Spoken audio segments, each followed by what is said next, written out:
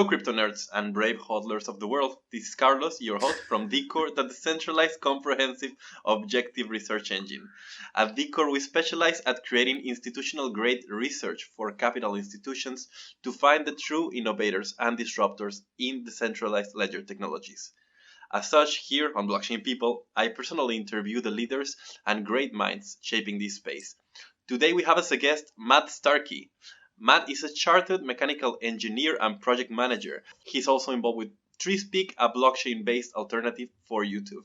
Without any further ado, Matt, welcome. How are you doing? Hello, Carlos. How you doing, man? It's good to see you again. Great to see you. And well, since there is so much that I already said about you, anything you'd like that we start on? It just made me chuckle a little bit. It made me chuckle a little bit because when you said that I was a chartered mechanical engineer, that's like a long time ago. You know, so much has happened in the blockchain space since then. Since I left mechanical engineering, it just feels like a distant memory. That's before Bitcoin, yeah. Before Bitcoin, yeah. So when I first met you, and this is the place where we always go to when it comes to chatting up with you, because it's always a great story to start with. You were running Udo under a different name to promote the blockchain, using the blockchain, but also to grow communities online. So for those not familiar with it, what is Udo and how do you guys do your thing?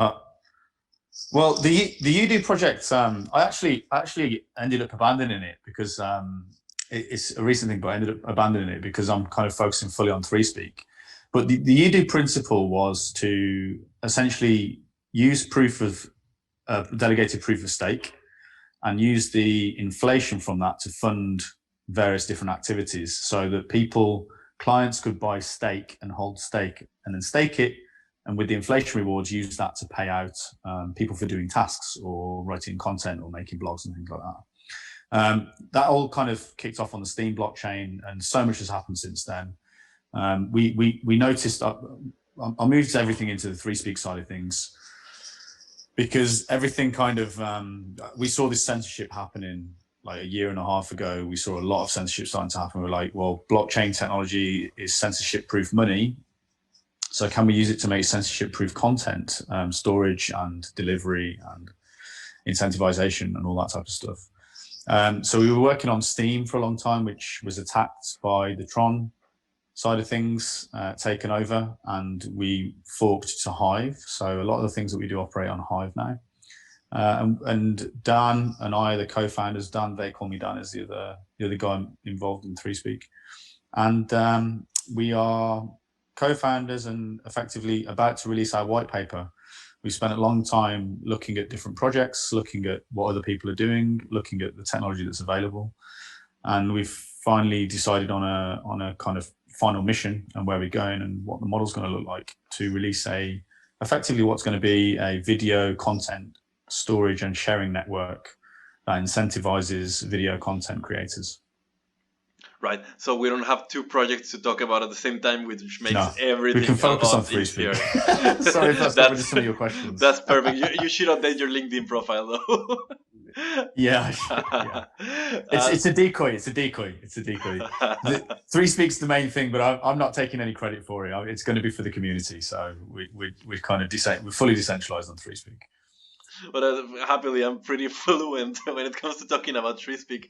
It's changing a lot, actually. Like 3speak, the platform is effectively a video platform, and it's a platform built on Hive that uses the Hive delegated proof of stake mechanism to distribute rewards to content creators. So that's kind of been running for about a year and a half now. And slowly but surely we're starting to gather pace, especially with all the censorship that's going on at the moment. And we do have the solution for people. It's all a decentralized infrastructure. But what's happening now is we're moving from just 3speak, now that we've got a reputation and we've got something set up in place. It's a high quality product as far as we're concerned. And we're spending a decent amount of money on operating it when other platforms will try to decentralize first, and the quality of delivery is a bit lower. On ours, it's fairly high quality delivery. It's a quick experience and everything like that, but it costs a bit more money to run. However, what we're doing now is we're going to consider 3speak as one platform on top of a network. And that network will be used to store and incentivize video content for multiple different platforms. And our plan is to encourage other platforms to come and join in, and we're going to give an equal amount of the token to the various different platforms that get involved. So we won't have any more ownership than anyone else in the token, and it will be essentially decentralized, as opposed to a lot of other projects that have set up and decided they're going to fix the video content thing on their own, and then what they've done is they've kept 10 or 20 or 30% of the root of the initial supply, and they've got a relatively centralized token, or at least a conflict of interest built into the token. Whereas we're not really in it for the money. We're in it for decentralization. We need to solve this this video content issue, and so effectively decentralizing ownership of the network and allowing everyone to win that takes part in it, especially if you're one of these alt tech platforms. We will be giving an equal amount of the token out to those platforms to incentivize them to contribute. We'll have built some storage. We've already got an IPFS network working of our own, and then we're going to build a token platform on top of that, so that content creators can issue their own tokens. And we've got all the infrastructure we've built on Hive, so all the Hive accounts. We've got the communities, the resource credit system. So it's scalable, it's basically an all-in-one working solution. And we've got a little bit more work to do on the token system.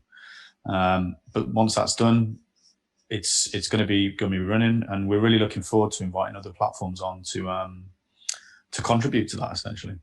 So when you talk about this, because I know the mission of 3speak and the ideas it stands for. But for those that might not know it, when you talk about this video creation issue that we're currently facing, what are you referring to? You're talking about the censorship that's going on? Yeah. I mean, ultimately, if you as a content creator question the narrative that's delivered by the main platforms such as Facebook, YouTube, or Google, or that is delivered by CNN or any of the other large mainstream media outlets, you are censored. You're fairly quickly censored. You're either shadow banned, and if you're growing quickly enough, they will just ban you from the platforms now. There's various cases of outright bannings. And here's the thing, I might not agree with their politics, right? I might not agree with these people that are being banned, but it used to be a virtue in the West that you might not agree with what people are saying, but you would fight to the death for their right to say it. And the point is that you're defending freedom by doing that. You're defending freedom of speech. And what's happening today is that technology is being used to just censor people and completely control the narrative. And if you don't go with the narrative of the mainstream media, you seem to go missing. You seem to get unpersoned. And no matter how abhorrent those people are, they should be allowed to have a platform and a place to speak. Otherwise, how can we call ourselves a free society? Of course, and there are a couple issues that always arise when we talk about this topic, right?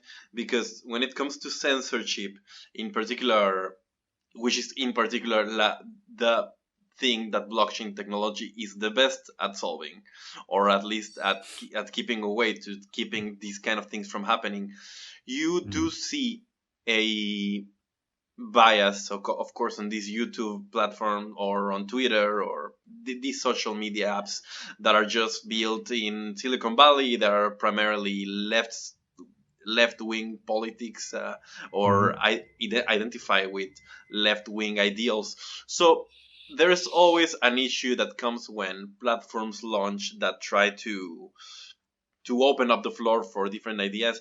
That is that they very quickly get filled with only right-wing people, and they very quickly become identified as right-wing platforms. So how do you see this playing out for 3speak? How do you see yourselves trying to keep the balance? Well, obviously, we need to target other content creators. We do have a couple of large content creators on from the left that post. One of them being David Patton's been posting for like a year and a half even on our platform to preserve his videos.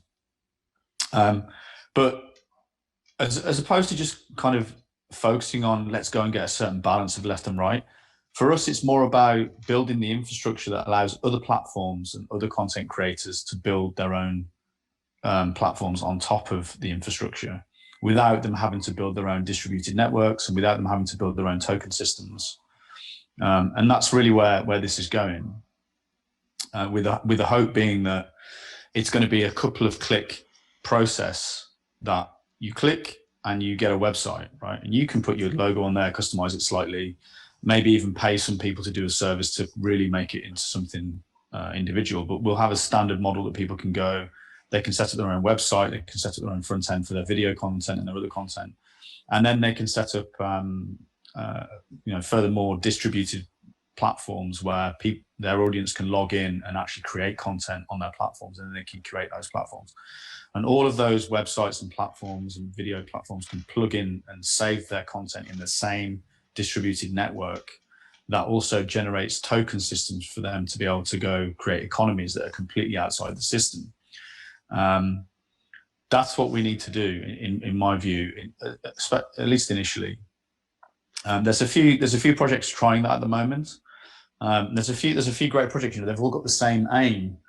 All the same aim to provide free speech. Of course, that you end up getting a lot of right-wing people on those platforms because they're the people being censored.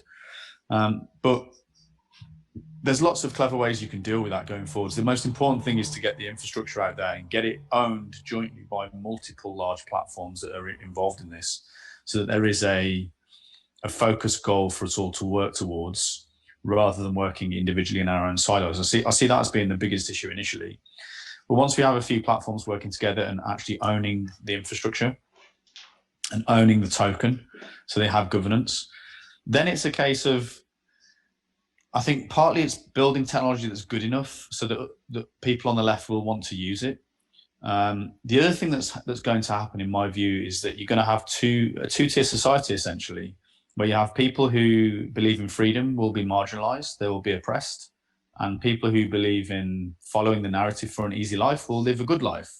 And they will generally be people on the left who support globalist worldviews, and people who don't support globalist worldviews will be marginalized. But the difference is the technology that those people will use, because this is the thing that Silicon Valley and the establishment has underestimated. The technology that is going to come from this will be incredibly difficult to censor. And so you're going to effectively have two-tiered societies where one tier has access to all the cool latest technology, right? Right. But that is censored technology, and it is centralized and controlled, and you better be careful what you say on that stuff. The other part of society, well, everyone is going to have access to this other technology, which is distributed, decentralized. It may not be as flashy or as smart or as quick. Well, it'll be pretty close, but it will provide equal opportunity rights to everyone. And this is what's funny, because the left says, we're all for equal opportunity rights, and we want to make sure everyone's equal. But they're not doing that. They're censoring and marginalizing a certain proportion of the society. And that portion of the society believe in equal opportunities. And this technology will provide everyone in the globe with an internet connection and a device with an equal opportunity to create. It won't question who you are. It doesn't care who you are. There's nothing anyone can do about it. It's out there. It's going to be used.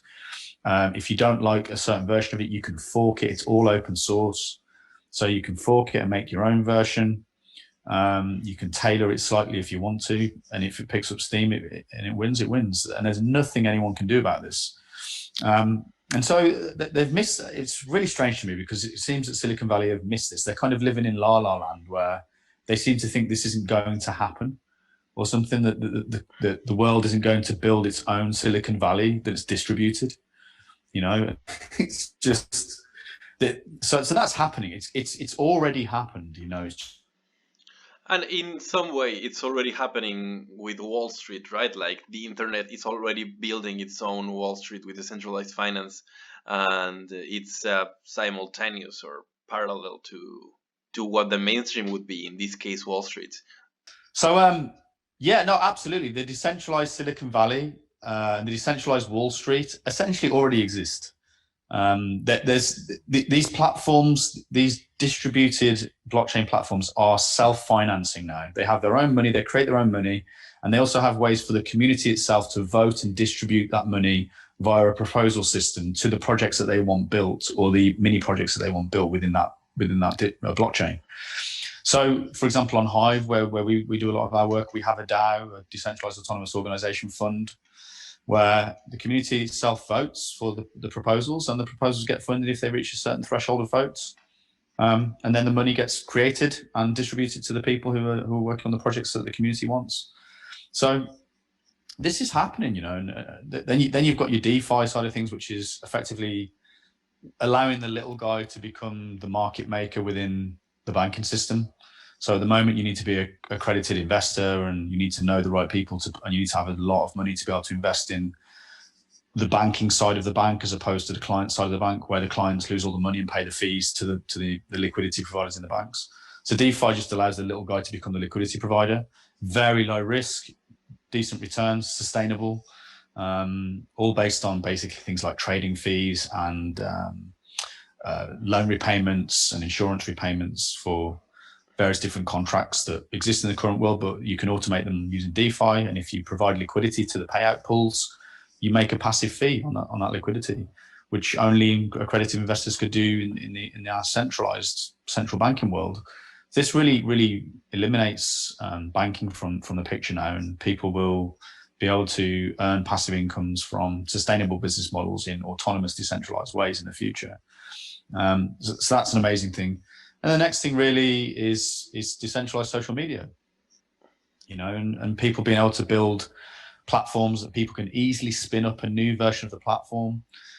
We call it Web3, but basically it's where you've got multiple platforms connected to one base blockchain layer, and that base blockchain layer contains the accounts. So you can log into all of those different platforms with one account, and that account is owned by you, not by a Zuckerberg or by a YouTube or anyone that can censor you. So it's your account. Any digital assets attached to that account, or any history that you've done, any games that you've played that you want to record the history on, and the accreditations that you've gained over the time in the history of your account will all be attached to that account. You can take that from platform to platform to platform. And so what it means is now the platforms are no longer able to censor the users as easily. They could censor a user, but that user would just take that same account, the same credentials, the same assets to another platform and go use that one, you know. So the platforms, it will make the platforms more in competition with each other. And the other thing that's really cool about that is that then when you post to one of these front ends, so the front ends on Hive, for example, at the moment the main ones are PeakD, Hive.blog, 3speak, Dbuzz, Dappler. Those are kind of the main ones that people use. They've got thousands of users, and essentially if I post to one of those, that same post gets replicated across all of the front ends. It's just solved this issue. You know, one of the big issues that content creators have are they don't want to have to post to Twitter, YouTube, Instagram, and everything all separately. It takes a lot of their time up. Right. But with this Web3 infrastructure, it's all done for you, because once you post one, it goes onto the database, and the database feeds that data into all of the other websites, and they have their way of pulling it and presenting it to the front end so that it looks like an Instagram or it looks like a Twitter. And that's it. It's just one post and it goes across the network. So here's the important thing, and this is where, can you hear me still? Yeah. This is where this is super important, because a lot of content creators, especially the ones that are being censored, are going to their own websites and they're kind of going, hey, you can't touch me over here. I've got my own website and everything. But the Silicon Valley and the establishment are counting on that. So they are counting on everyone going to their own little websites and becoming marginalized. And then they'll have to basically use the Silicon Valley websites to funnel traffic across to their websites. Right. And of course, the more they can marginalize them, the more difficult that becomes, and they can eventually just essentially unperson these people and make them incredibly small. But when you're doing this on a distributed network, you have the network effect. Because you imagine if you get a few of these content creators' websites running on this stuff, they're all going to be able to pull from the same set of information that's being posted from way over there on a different website. So you're going to be able to pull that information to their front end and get free content on their front end. But also, if you get full platforms operating, so like 3speak is a full platform, not just a content creator, and then you get another couple of platforms that are in this kind of battle against preserving free speech. Some of these platforms have millions of users. So it's only going to take a couple of these platforms to go, hey, I can come across here, I get free technology and free token systems, and I get equal ownership as well. So we're doing the work initially, but we're not going to gain from that at all, apart from that we want other people to get other people doing the same thing as us, especially platforms, to get an equal share in the system, and that should provide us more of a network effect. So everyone wins. And once that happens, and you get a few of these platforms running on the same distributed network, distributed infrastructure, it's got a network effect, because you're going to have millions of users coming from one platform and being able to see the content on the other one. And so the views are just going to go through the roof, and it's really the way it's going to go. And essentially what it does is it just basically removes YouTube from any type of ownership of any video infrastructure or any video playback mechanism at all. And it allows the community to provide that infrastructure itself and earn rewards for providing it. So to me, we're super excited about it. We're super excited. We know there's another couple of projects that are doing something similar, but we think that they're all working in their own silos a bit too much, and we have a solution that will allow them to work in a collected group, where all of our goals are aligned and we all have ownership of the system.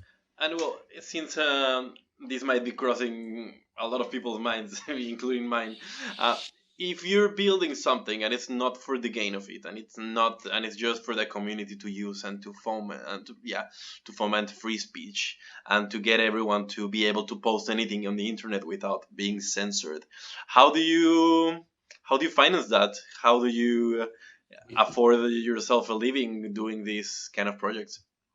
Yeah, I mean, there's a few ways. So a lot of this is all self-financed. Dan and I are spending a lot of our own money to get the kind of reputation built, the platform that we've built so far, the monthly fees and everything. But the next thing that's going to happen, we're about to release an open source app, an open source video app, and our white paper. And the white paper we think has a really cool idea, has many really cool ideas. And then what we can do is we can ask for DAO funding from Hive. And we can also, once we release our token, we can create our own DAOs.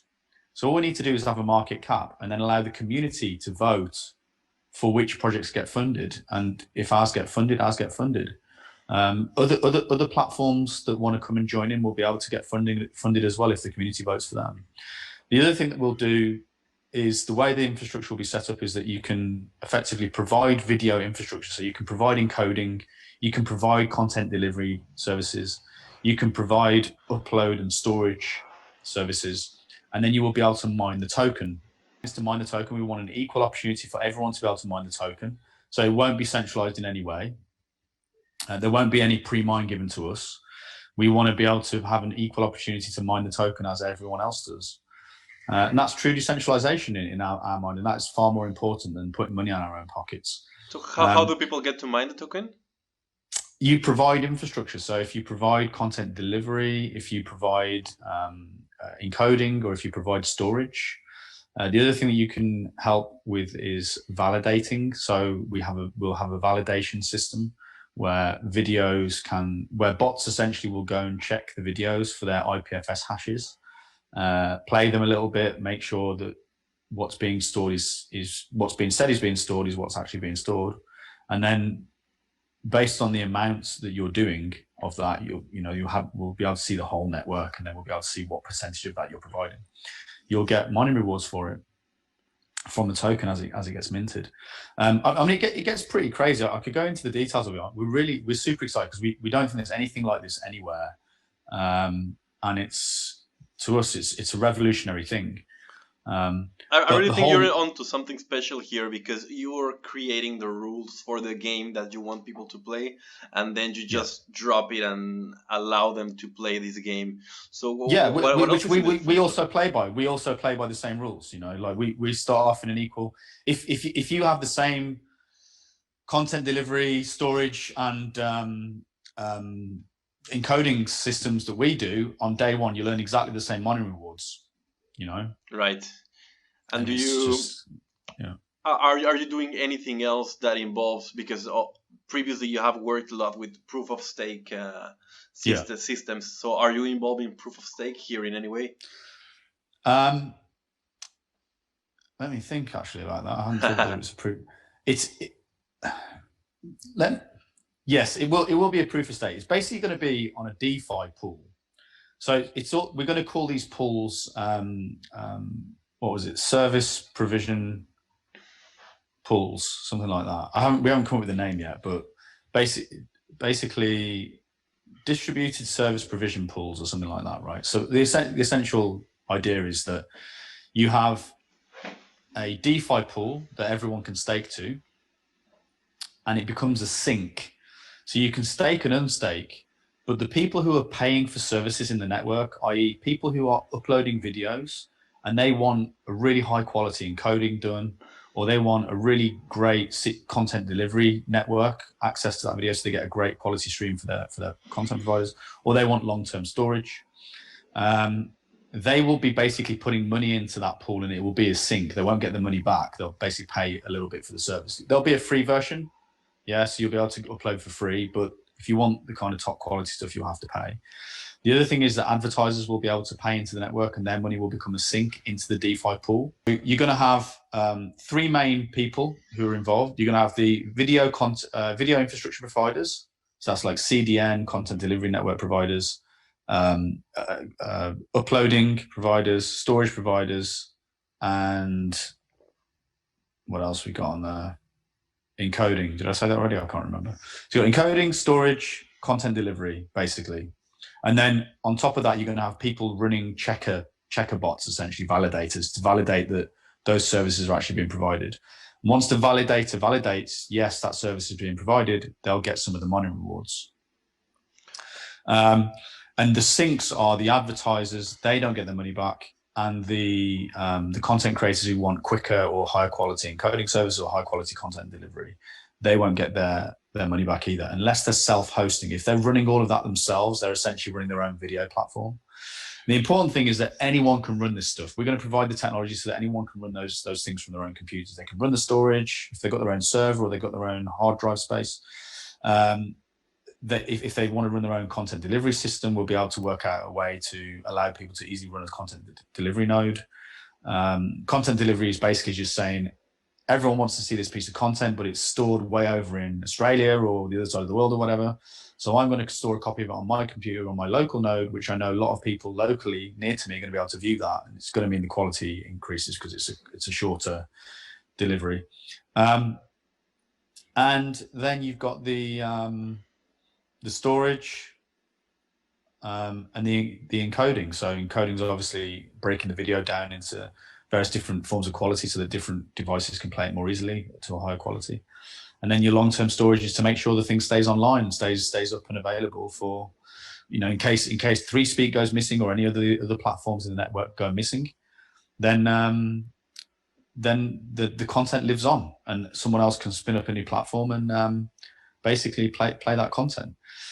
So it makes it it disincentivizes the state from targeting these platforms as well, which is what they're doing. There's a lot of attacks going on these platforms now because they're centralized, right? But once you start storing a decentralized network and people realize that no one's going to own no one's going to own the content, no one's going to own the infrastructure. It's going to be owned by the community. It's going to be run by the community for the community. It's going to be distributed. Once we start thinking that way, which is where we need to get these other alternative tech platforms to, because they're still partly stuck in this centralized world of Web 2 where they're going to be the winners. We're all competing against each other. Right. So no, we're not competing against each other at all. We're all in the same boat, and anyone can plug in to use this infrastructure. And once we get that, we all benefit from each other's network effects as well. And that is the only way to do these things, right? Like when you're running a blockchain and it has a token and you're actually aiming to provide value, the only way for it to be sustainable and people to use it over time is to create a game that you offer in which you offer equal rewards for everyone and that anyone can play, and there is no one single monopoly going on. Yes, correct. Well, I guess you could say that they could become. There's potential for monopoly, but only from the point of view as to whoever put the most into the network. Right. It's like if you provided all the video storage and all the video CDN for the whole network, then you're going to end up getting a reasonable cut of the mining rewards. But the idea is that's, if we do an initial token raise, it's distributed. So we do a claim drop on Hive, and then here's the plan with the token distribution. So we do a claim drop to Hive, right? Right. So anyone that holds Hive, and anyone, we'll give plenty of warning in advance. So anyone that doesn't hold Hive now and wants some of the token can get some by buying Hive, holding it to the token date, and then we'll do a snapshot, and then everyone will get their token. And basically the way it will work is that every month we'll drop to whoever claims it, we'll drop that proportion that's left over to their account. So if they own 1,000 Hive, they'll get 1/12 of 1,000 Hive every month for a year, right? But then what we know is that we're fairly confident that between 8 and 15% of Hive it's inactive, and those accounts won't claim. So we know there's going to be a sizable chunk of the pool that will be unclaimed, right? And what we're going to do then is we're going to ask the community to run a vote, a stake-weighted vote on Dpoll, which is a voting system on Hive. And we'll shortlist multiple platforms. We'll let the community vote to shortlist the platforms. The BitTubes, the BitChutes, the Minds, the Gabs of the world. Yeah, let's get them on a shortlist and let's let the community vote. And if that vote goes above a certain threshold, they get an equal payout of that month's unclaimed rewards as we do. Right, as 3speak does. And 3speak will also have to be voted in. So if we're not voted in one of the months, then we won't get any rewards, right? It's going to be an equal fair system in that way. And what those tokens will represent effectively are miners. They will be miners in the network. They won't actually be the main token. There will be the tokens that you need to stake in order to become a miner. So if you're going to provide content delivery or encoding or storage, you'll need to have several miner tokens staked into the network, and then you can receive rewards, right? So what we'll do then is we'll deprecate the miners each year. So as the year comes to an end, effectively they'll kind of mimic the drop in performance of a physical miner because new miners are coming out. So there'll be this like churn in these miner tokens. And as they get older, their performance drops off, and the new tokens that come out, their performance is really, really good. So that allows us then to do a claim drop, and also to distribute unclaimed tokens to people without actually distributing the main token at all. What will happen is once the claim drop's finished, then people can plug into the network and start mining the Speak token, which is what our token will be called. Right. And that's the token that we'll distribute rewards in. It's the token that the advertisers will buy. It's the token that you'll have to spend if you want services within the network. In order to limit spam underneath that, if you stake your Speak, you'll get something called BRCA, which is effectively a gas token. Okay. And you'll be able to pay BRCA rewards to content delivery people and to encoders and other video infrastructure people for incentivizing your quicker processing of that service. And the mining tokens that we initially distribute as the claim drop will be called Larynx tokens. That's a cool name. And that's kind of I mean, like Larynx is the voice box, is part of the voice box. BRCA is part of the amygdala that controls your speech, and then I didn't know about the BRCA. Yeah, we thought that was pretty cool. But essentially, and what happens then is when you stake your Speak to the DeFi pool, it will be locked in. If you're just staking and not mining and unstaking, then you'll just basically go into a standard DeFi payout, right? Right. But if you're paying for advertisements or you're paying for video processing services, video infrastructure, then your BRCA and your Speak payments will be locked in the pool, and it effectively becomes a sink where you can never take them out. And then it's the payouts from the pool, so the trading fees from the pool, that we will use to distribute as the payments for providing the video infrastructure. That's going to be the mining rewards. So this is really, really cool, because it creates a DeFi pool that we know will never, ever disappear, because once you pay into it, it never comes out. If you stake into it, you can unstake. But if you pay into it, you never get that payment out, because you're paying for services. You're not paying for an investment in a DeFi pool. But what we do, the system, well, I say we, what the system does is it takes your payments for your video service and for your advertising and locks it into the pool. So we have a guaranteed pool size minimum. And then we have a changing pool size that's being staked to and unstaked from. But the idea is that pool will forever inflate, forever increase in size, and it's a sink. So it's guaranteed liquidity. And we're going to call this, we haven't decided the name yet, but something like Service Infrastructure Provider, SIP. That sounds about right. And Service. So sorry to interrupt you there, but just because it's something that I don't think has come up in this conversation. If I am an artist or I am a content creator on this platform, how does this benefit me monetarily over, let's say, YouTube? Yeah, so the effectively the advertising revenue. So if an advertiser pays in, they pay into the liquidity pool. The mining fees or the payout fees from that pool will be distributed to the various providers within the network. So one is like encoding, one is storage, one is content delivery, and then of course you've got your content creators as well. They'll have to get paid out from that rewards pool. And what we'll do is we'll set it so that the community can decide what percentages each one gets. So, do the content creators get 10% or 50% of all of those rewards, or what? We'll let the community decide that as a balance for itself. And then we can tweak it and regulate it as the community decides that they want to do that. The other thing that will happen with content creators for earning money is a lot of this will be driven around communities, because we can create immutable communities now using blockchain. So it means that Mark Zuckerberg can't just delete your community. In the same way that you own your account, you own your community on these systems.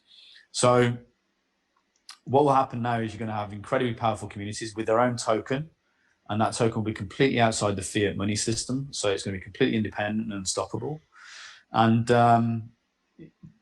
either advertisers will be able to approach those communities and buy their tokens specifically to advertise on those communities, or they'll be able to pay into an advertisement pool which locks into the DeFi pool using the Speak token, and then those advertisements will be distributed around the communities who are engaging only in general advertisements rather than targeted advertisements specifically for their communities. So there's going to be the option for the communities to like accept, they're going to get offers. So they're going to get offers to advertise directly to their community. That's probably going to be bought in their token, which they'll prefer.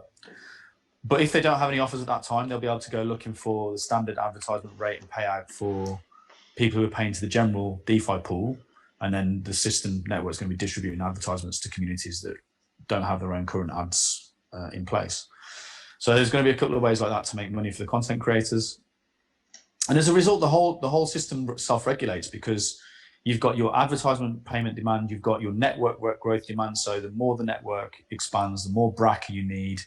And in order to have BRCA, you have to have Speak.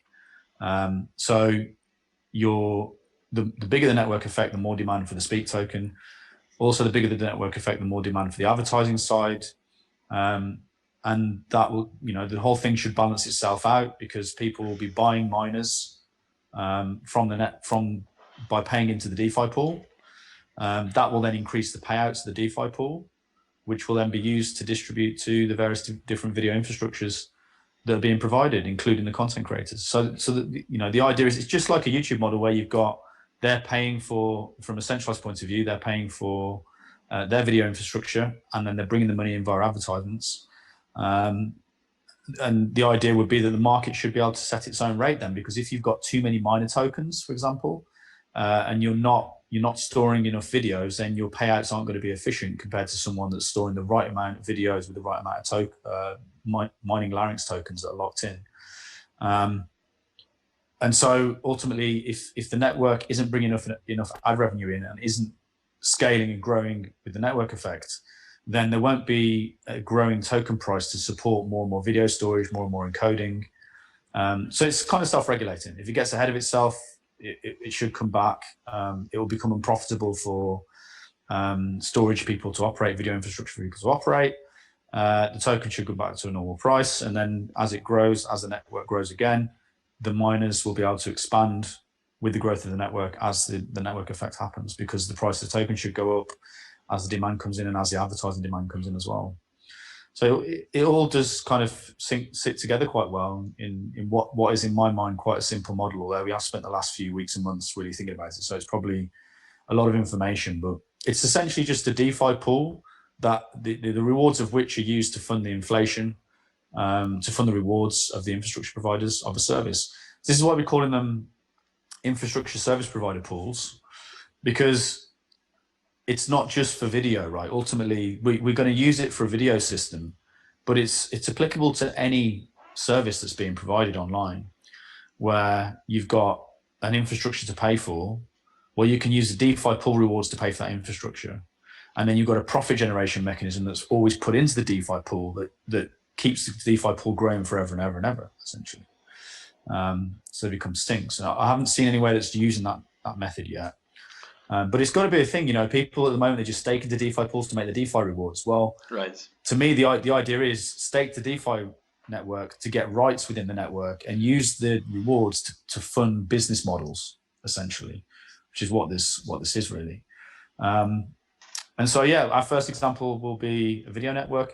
We're currently talking about maybe either using the same pool to provide different services or build different pools to provide individual different services. But of course, if you're going to do that with different pools, then you're going to have services that can't scale because they're just not big enough.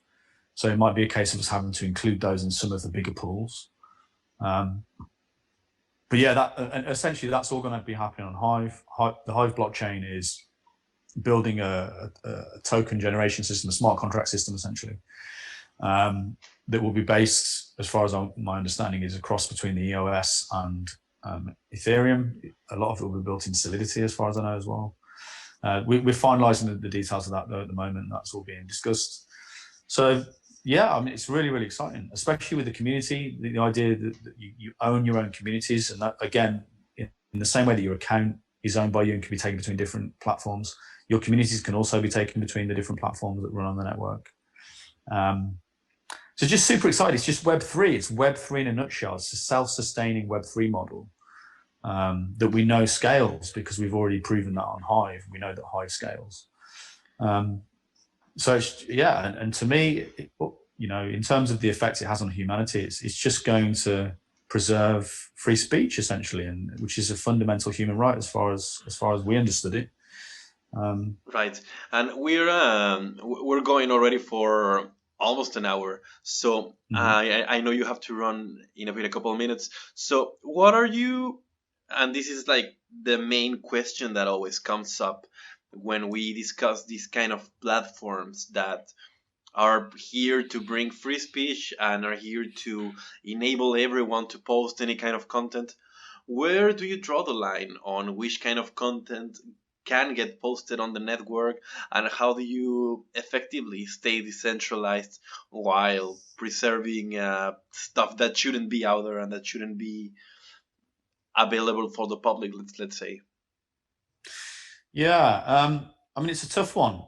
Part of this is driven by the censorship that we've seen happening, and censorship leads to totalitarianism. So what we have now is we have the suppression of one side of the debate, which means the other side of the debate, the mainstream side, doesn't get held to account. Right. And it means it goes off into a more and more authoritarian, totalitarian mode. And essentially, that's where we are. We now live in a tyranny. And I'll tell you now that tyranny is going to kill a lot of people. And it's really sad. It's really, really sad. That's what's going to happen. But that's where we are. That's what tyrannies always do. And so you need to have this debate, in my opinion, at all costs. The debate it has to happen. You have to have the ability to have free speech. So you're going to get sketchy shit being uploaded. Yeah. But so there's a couple of things. The first thing is the infrastructure itself is kind of independent, and anyone at any time in any place can use it. The platforms are controlled by entities, and those entities can be regulated, right? If they can be found. So, for example, with 3speak, we have rules on our platform. We don't really allow porn. We don't allow excessive gore. We don't allow hate speech or threats of violence. It's fairly simple, and we do our best to curate for that, right? Which means that if anything really shitty comes on, we remove it. Yeah, we can remove it ultimately. Right. But what we want to get to is a place where we on 3speak, the platform, we will always be responsible for what's, for removing really, really bad shit. Yeah. Right. So we'll do our best to do that. But on the network's free and open for anyone to use. And there's a couple of things that will happen. You're going to get people uploading really weird shit. You're going to get nasty communities coming to it. But this test's been running for 4.5 years already on Steam and Hive, right? Right. I don't know if you remember the Dark Overlord when he posted a lot of threats to governors that were involved in 9/11 about 1.5 years ago.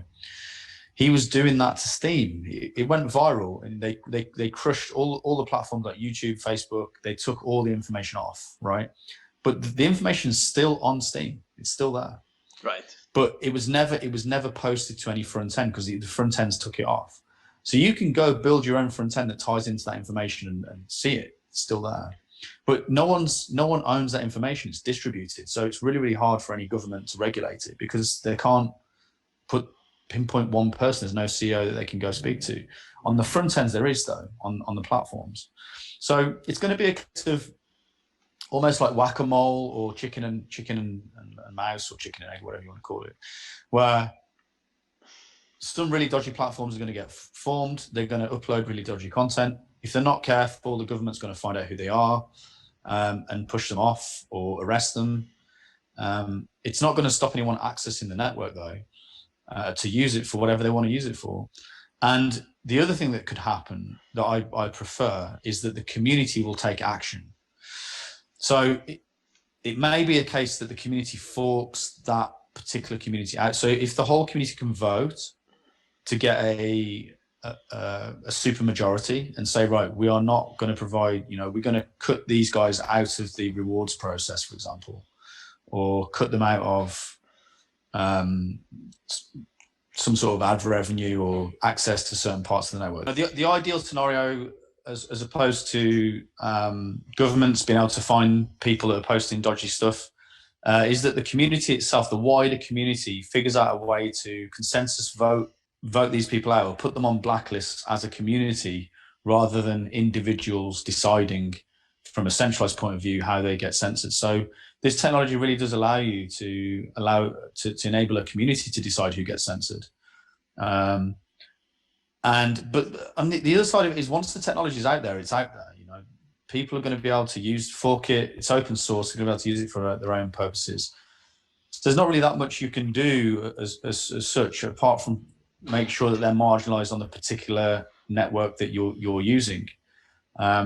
And I think I have confidence that they'll get marginalized and bullied off if they're posting really horrible shit, because you're going to galvanize enough people behind it, and it's going to be the people themselves that decide and push the stakeholders of the network to take action and move, distance themselves from just shitty communities.